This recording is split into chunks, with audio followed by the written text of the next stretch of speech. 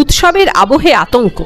দুর্গাপুরের ব্যানাচিতির কমলপুর প্লটে দুর্গা প্রতিমা বিসর্জনের সময় আইসক্রিম পার্লারের সামনে আতশবাজি ফাটানো ঘিরে চরম উত্তেজনা। প্রথমে আতঙ্কে শাটার নামিয়ে দেন দোকানের কর্মীরা, কিছুক্ষণ পরে শাটার তুলে প্রতিবাদ শুরু করেন তারা। অভিযোগ, এই সময় মদ্যপ কয়েকজন দোকানের ভিতরে ঢুকে অশান্তি শুরু করে দেন। আতঙ্কে ক্রেতারা ছোটাছুটি শুরু করেন।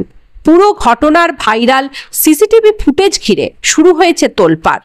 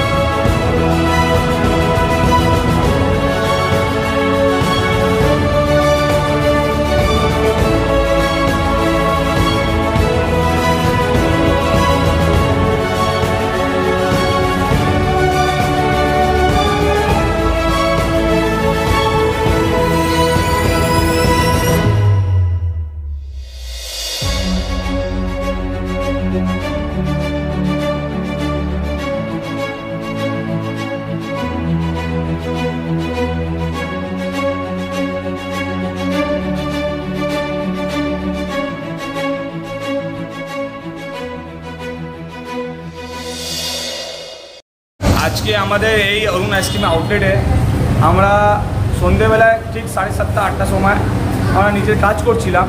এখানে পাশে দুর্গা মন্দির আছে, দুর্গা মন্দিরে ঠাকুর বিসর্জনের জন্য এখানে বম ফাটাকা ফাটলো। তো ওই চিঙ্গারিগুলো আমাদের দোকানে এসে কাস্টমারের মুখের হাতে লেগেছে। তারপরে কাস্টমাররা উঠে গেছে, কিছু বলতে গেলে তারা পুরো ক্লাব উঠে আমাদের দোকানের মধ্যে এসে মারপিট ধাক্কাধুক্কি হুমুক টুমুক করেছে। এই জন্য আমাদেরকে থ্রেটও দিয়ে গেছে যে আমরা কাল থেকে এখানে গাড়ি লাগতে দেবো না আর ব্যবসা করতে দেবো না। আর আমাদের কোনো এখানে অনেক দিন থেকে যেমন যখন থেকে স্টার্টিং ওপেনিং হয়েছে তখন থেকে কেউ না কেউ আমাদের আশেপাশে বাড়ি এই কাছড়া ওই কাছড়া ব্ল্যাকবাস নিয়ে অনেক অনেক কিছু হয়েছে। মানে এইটা কি এই তো একটা মনে হচ্ছে আমার টেন্ডেন্সি ছিল একটা হিট অফ দ্য মুভমেন্টের মধ্যে সবাই ড্রিঙ্ক করে রেখেছিল, সবটাই ড্রিঙ্ক করে রেখেছে। কোন ক্লাব এটা, কোন পুজো কমিটি? এর সামনে আমাদের কমলপুর দুর্গা মন্দিরের ছেলেগুলো। প্রসেশন তো আমাদের 68 বছরের পুজো। এখানে অনেক দোকান পত্র আছে মার্কেটের, সবাই আমরাও সব ব্যবসার সঙ্গে জড়িয়ে যারা যারা এই পুজোটা ব্যবসায়ীবৃন্দরাই দুর্গাপুরের প্রথম ব্যবসায়ীবৃন্দদের এটা সার্বজনীন একটি দুর্গোৎসব। প্রত্যেক বছরই প্রসেশন হয়।